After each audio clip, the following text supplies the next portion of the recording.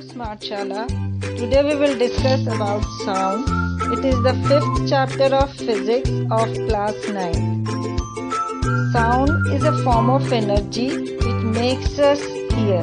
जैसे लाइट होती है, light is a form of energy which makes us see. उसी तरह sound is a form of energy which makes us hear. यानी कि sound हमको सुनने में हेल्प करता है. और साउंड वेव्स जो होती है, साउंड जो होती है travels in the form of waves. Sound हमेशा वेव्स के फॉर्म में ट्रेवल होती है, जो कि एक वाइब्रेटरी डिस्टरबेंस कहलाते हैं. वेव्स क्या होते हैं? Waves are vibratory disturbance in a medium which carries energy from one part to other.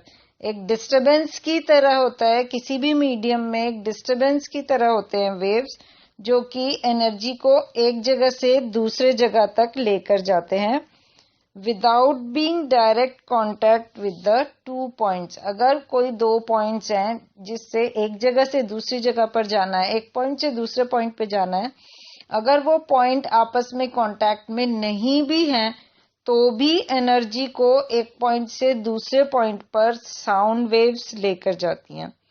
तो 2 तरह की वेव्स होती हैं, एक होते हैं लॉन्गिट्यूडनल वेव्स, एक होती हैं ट्रांसवर्स वेव्स. तो जो साउंड वेव्स हैं वो होती हैं लॉन्गिट्यूडनल वेव्स. तो लॉन्गिट्यूडनल वेव्स क्या होती हैं? इसमें जो मीडियम के पार्टिकल्स हैं वो बैक एंड फोर्थ वाइब्रेट होते हैं. यानी कि वो जो हैं वो left to right, right to left, इस तरह से मीडियम के जो पार्टिकल्स हैं वो लेफ्ट राइट वाइब्रेट होते हैं और उस डायरेक्शन में वाइब्रेट होते हैं जिस डायरेक्शन में की वेव मूव हो रही होती है. जिस डायरेक्शन में वेव मूव हो रही है उसी डायरेक्शन में बैक एंड फोर्थ जो वाइब्रेशंस होती हैं पार्टिकल्स ऑफ द मीडियम की, तो वो कहलाते हैं लॉन्गिट्यूडनल वेव्स. तो ये वेव सॉलिड, लिक्विड, गैसेस किसी में भी हो सकती हैं. और जैसे कि हम एग्जांपल देख सकते हैं, फ्लेक्सिबल स्प्रिंग ले लेते हैं. उस स्प्रिंग को अगर हम लगातार पुल एंड पुश करेंगे तो उसके अंदर जो वेव फॉर्म होगी वो कहलाती है लॉन्गिट्यूडनल वेव्स. जहां पर स्प्रिंग, जहां पर कंप्रेस हो रही है, जहां पर बहुत सारी इकट्ठी हो रही है, कई पूरी स्प्रिंग में ऐसे हमको दिखेगा जब हम उसको पुश और पुल करेंगे, कहीं पर वो बहुत ज्यादा इकट्ठी हो रही है, नजदीक आ जा रहे हैं स्प्रिंग के रिंग्स, और कहीं पर वो दूर रह रहे हैं. तो जहां पर वो इकट्ठे हो जा रहे हैं रिंग्स वो कहलाता है कंप्रेशन, और जहां पर दूर दूर होते हैं स्प्रिंग के रिंग्स वो कहलाता है रेयरफैक्शन. तो उसके अंदर ऑल्टरनेट कंप्रेशन, रेयरफैक्शन प्रोड्यूस हो जाते हैं स्प्रिंग के अंदर अगर हम स्प्रिंग को वाइब्रेट करते हैं बैक एंड फोर्थ. तो इस तरह की जो वेव्स प्रोड्यूस हो रही हैं स्प्रिंग के अंदर वो कहलाती हैं लॉन्गिट्यूडनल वेव्स. तो साउंड वेव्स जो एयर में प्रोड्यूस होती हैं वो भी लॉन्गिट्यूडनल वेव्स होती हैं. तो उसमें कंप्रेशन क्या है? It is that part of the longitudinal waves जिसमें पार्टिकल्स बहुत नजदीक होते हैं, they are closer to each other, and उसके अंदर हाई प्रेशर का रीजन होता है. क्योंकि पार्टिकल्स इतने नजदीक है तो उसमें हाई प्रेशर का रीजन डेवलप हो जाता है. और इसी तरह रेयरफैक्शन क्या है? इसके अंदर पार्टिकल्स दूर दूर होते हैं. लॉन्गिट्यूडनल वेव का वो पार्ट है रेयरफैक्शन जिसके अंदर पार्टिकल्स दूर दूर होते हैं, और इस वजह से उसमें एक लो प्रेशर का एरिया डेवलप हो जाता है रेयरफैक्शन के अंदर. तो दूसरी तरह की जो वेव्स हैं वो है ट्रांसवर्स वेव्स, जिसमें particles of the medium vibrate करते हैं up and down, right angles to the direction of motion of the wave. जिस डायरेक्शन में वेव मूव हो रही है उससे परपेंडिकुलर डायरेक्शन में particles of the medium vibrate होते हैं.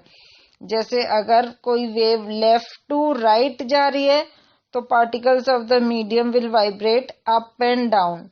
तो उस तरह की वेव को कहा जाता है ट्रांसवर्स वेव्स. तो ये वेव्स जो होती हैं ट्रांसवर्स वेव अगर हम एक स्प्रिंग को दोनों एंड से बांध दें या एक एंड से बांध दें और दूसरा एंड उसका हम ऊपर नीचे करेंगे तो उसके अंदर जैसे ये फिगर में दिखाया है, जैसे हम देख सकते हैं इस फिगर के अंदर जैसे दिख रहा है, ये कहलाती है ट्रांसवर्स वेव्स।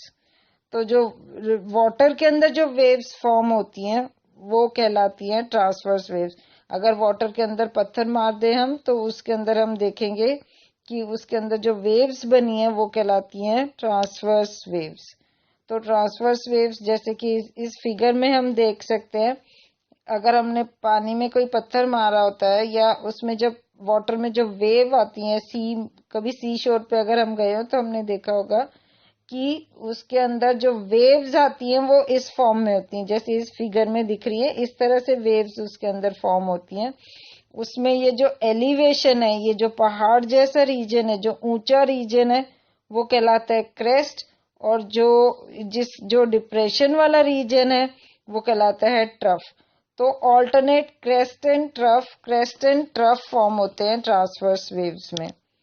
उसके अलावा साउंड वेव की हम बात कर रहे थे, तो जैसे अगर हम साउंड वेव को इस फॉर्म में बना लेते हैं तो उसके कैरेक्टरिस्टिक्स देखते हैं क्या होते हैं। साउंड वेव के कैरेक्टरिस्टिक्स होते हैं 5 कैरेक्टरिस्टिक्स होते हैं, और जैसे कि फर्स्ट है वेवलेंथ, सेकंड है एम्पलीट्यूड, थर्ड है टाइम पीरियड, फोर्थ है फ्रीक्वेंसी एंड फिफ्थ है वेलोसिटी। ये सारे characteristics of a sound wave है। तो हम वन बाय वन कैरेक्टरिस्टिक्स देखते हैं। सपोज हम वेवलेंथ की बात करें, यहाँ हम देख सकते हैं जैसे ये वेव है, इसमें हम देख सक रहे हैं A B C D and E तक एक वेव है, और ई से सेम चीज रिपीट हो रही है, E F G H I, ये रिपीटेशन है। ए बी सी डी ई तक एक वेव है और इसका रिपीटेशन है E F G H I. तो ए बी सी डी ई तक, यानी कि ए से ई का जो डिस्टेंस है, ए ई जो डिस्टेंस है वो कहलाता है वेवलेंथ। एक वेव का डिस्टेंस, एक वेव का जो मेजर है वो कहलाता है वेवलेंथ। इसी तरह से अगर हम एम्पलीट्यूड की बात करें तो पार्टिकल्स का जो maximum displacement from the mean position, जो मीन पोजीशन है, ये जो ब्लैक वाली लाइन है वो मीन पोजीशन है, और ये जो पिंक वाली लाइन है वो particles up and down move हो रहे हैं। तो मैक्सिमम अपनी पोजीशन से, मीन पोजीशन से जो मैक्सिमम डिस्टेंस पार्टिकल जा रहा है वो है पीबी। ये PB is the maximum distance कि एक पार्टिकल इतना ऊंचा गया हुआ है, तो वो कहलाता है amplitude of the wave. Maximum displacement of the particle from its mean position, PB जो है ये डिस्टेंस कहलाता है एम्पलीट्यूड। सिमिलरली टाइम पीरियड की बात करें, एक वेव को कंप्लीट होने में जितना टाइम लगता है that is called time period. जैसे ए बी सी डी ई, यानी ए से ई तक आने में जितना टाइम लगेगा that time is called time period. एक वेव कंप्लीट होने में जितना टाइम लगता है that is called time period. तो ये सेकेंड्स में, इसके ऐसा यूनिट्स है सेकेंड। और इसी तरह फ्रीक्वेंसी की बात करें तो frequency is the number of waves produced per second. एक सेकेंड के अंदर ऐसी A B C D E type की कितनी वेव्स फॉर्म होती हैं वो कहलाती है उसकी फ्रीक्वेंसी।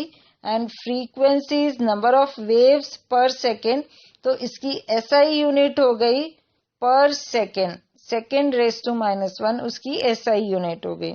उसके बाद बात करें velocity, velocity is the distance travelled by one wave per second. Distance traveled by one wave per second is called its velocity. और velocity की यूनिट जैसे ऐसा यूनिट है वो मीटर पर सेकेंड ही रहेगी।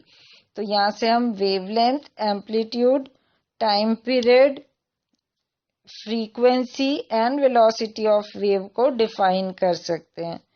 इसी तरह से इनके बीच में हम रिलेशनशिप भी दे सकते हैं। वेलोसिटी, फ्रीक्वेंसी एंड वेवलेंथ के बीच में रिलेशनशिप। यहाँ पर वेलोसिटी हमको पता है distance travelled over time taken होती है। तो डिस्टेंस ट्रेवल, यहाँ वन वेव को ट्रेवल करने के लिए कितना डिस्टेंस है, that is one wavelength. Wavelength को अगर हम रिप्रेजेंट करें लैम्डा से, तो डिस्टेंस ट्रेवल्ड हो गया वन वेव के लिए, जो डिस्टेंस ट्रेवल्ड हो गया वो वन वेवलेंथ हुआ एंड दैट इज लैम्डा। तो v इज इक्वल टू हम बोल सकते हैं लैम्डा, और वो लैम्डा डिस्टेंस वेवलेंथ जितना, एक वेव के जितना डिस्टेंस ट्रेवल करने में जो टाइम लगा that is called time period. उसको रिप्रेजेंट किया है यहाँ पर कैपिटल T से। तो velocity v is equal to lambda over t, where lambda हम यहाँ पर लिख लेते हैं, where lambda is the wavelength. उतना डिस्टेंस हम फाइंड कर रहे हैं, एक वेव के जितना हम डिस्टेंस फाइंड कर रहे हैं। तो lambda is the wavelength and T is the time period. एक वेवलेंथ को डिस्टेंस ट्रेवल करने में जो टाइम लगता है, एक वेव को बनने में जो टाइम लगता है, that is called time period, जिसको हमने रिप्रेजेंट किया यहाँ पर कैपिटल T से। तो v is equal to lambda over T, तो इसको हम लिख सकते हैं v is equal to 1/t into lambda भी बोल सकते हैं। नाउ 1/t होती है फ्रीक्वेंसी, 1/t होती है फ्रीक्वेंसी, और फ्रीक्वेंसी को हम यहाँ पर सब्स्टिट्यूट कर देते हैं 1/t की वैल्यू फ्रीक्वेंसी। तो v will be equal to frequency into wavelength. तो ये रिलेशनशिप है वेलोसिटी, फ्रीक्वेंसी एंड वेवलेंथ के बीच में। तो इस तरह से हम रिलेशन लेके बहुत सारे क्वेश्चन सॉल्व कर सकते हैं इससे।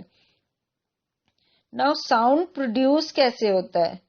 जब भी हम किसी ऑब्जेक्ट को वाइब्रेट करते हैं, back and fourth, up and down, जैसे भी किसी भी ऑब्जेक्ट को जब हम वाइब्रेट करेंगे तो उससे प्रोड्यूस होता है साउंड।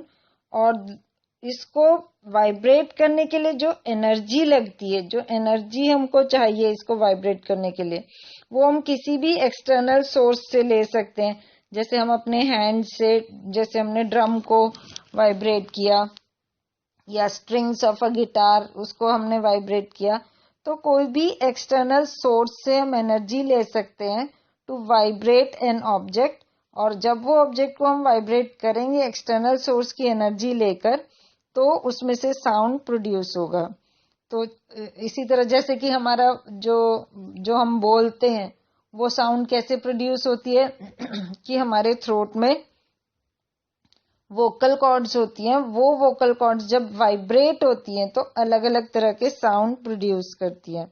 इसी तरह साउंड, ड्रम को बीट करने पर भी उसकी स्किन को जब हम वाइब्रेट करते हैं बीट करके, तब भी साउंड प्रोड्यूस होती है। गिटार की स्ट्रिंग्स को अगर हम पुल करके छोड़ेंगे तब भी साउंड प्रोड्यूस होगी।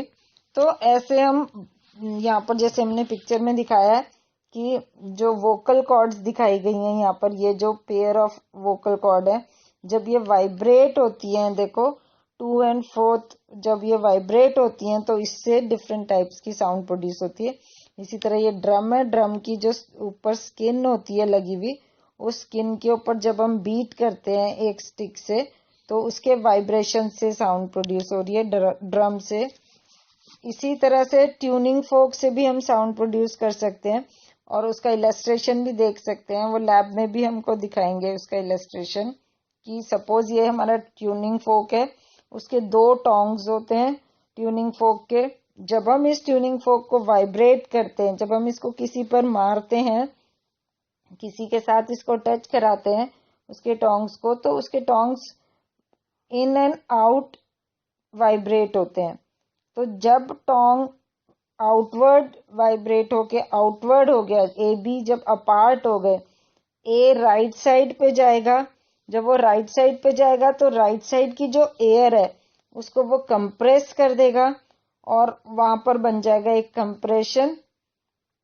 ये कंप्रेशन क्या करेगा, ये हाई प्रेशर एरिया है तो वो साथ वाले अपने राइट वाले एयर की लेयर्स को कंप्रेस करेगा। इसी तरह द प्रोसेस गोज ऑन, ये अपने साथ वाली लेयर को कंप्रेस करेगा, वो अपने साथ वाली को कंप्रेस करेगा, वो अपने साथ। इसी तरह ये जो कंप्रेशन है, इट कीप्स ऑन ट्रैवलिंग, एक जगह से दूसरी जगह पर ये कंप्रेशन ट्रैवल हो जाएगा। इसी तरह से जब टोंग ए इनवर्ड मूव होएगा, जब ए और बी साथ में आ जाएंगे, इनवर्ड हो जाएंगे दोनों टोंग्स, तो उसके साइड पे जो एरिया बनेगा वो बन जाएगा लो प्रेशर एरिया बन जाएगा। और लो प्रेशर एरिया होने की वजह से एयर की लेयर्स दूर दूर हो जाती है, तो वहां पर रेयरफैक्शन प्रोड्यूस होता है। तो इसी तरह से रेयरफैक्शन एंड कंप्रेशन ट्रैवल होते हैं from one point to other. तो इस तरह से हम शो कर सकते हैं कि साउंड किस तरह से प्रोड्यूस हुआ है। तो हम इसको बता भी सकते हैं कि अगर वो आउटवर्ड मूव होगा तो हाई प्रेशर एरिया बन जाएगा टोंग ए।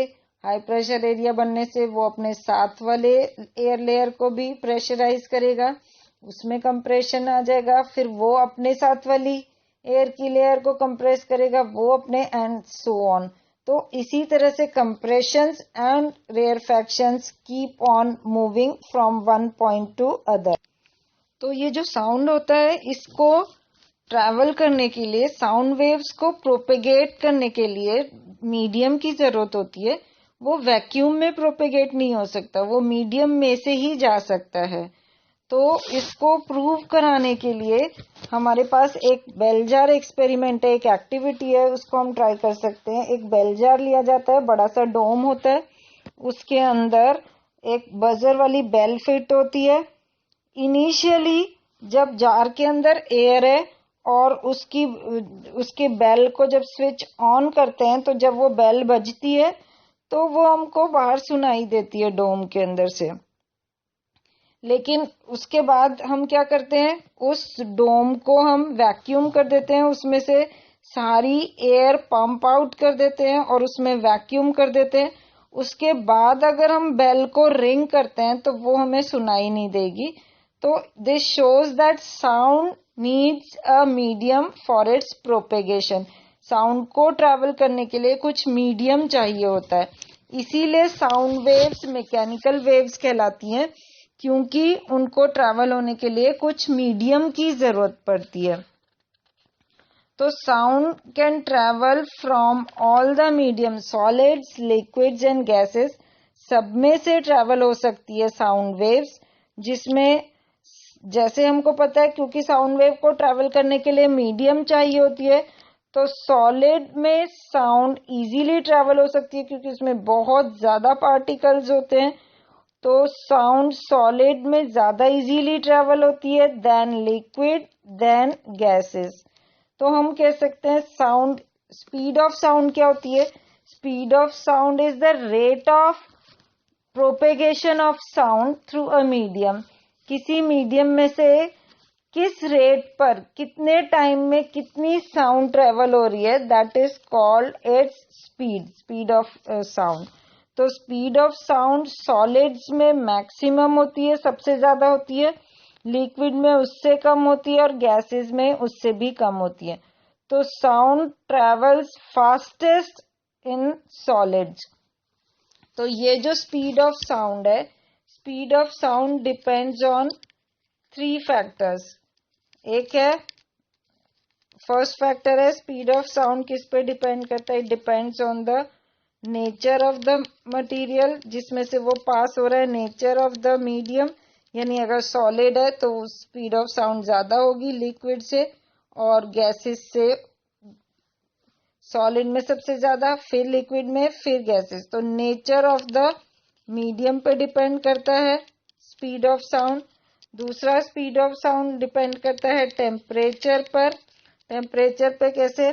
जैसे कि अगर टेम्परेचर इंक्रीज कर दिया जाए तो उसके जो पार्टिकल्स होते हैं वो एनर्जी गेन कर लेते हैं, हीट एनर्जी के फॉर्म में मीडियम के पार्टिकल्स एनर्जी गेन कर लेंगे अगर हमने टेम्परेचर राइज कर दिया।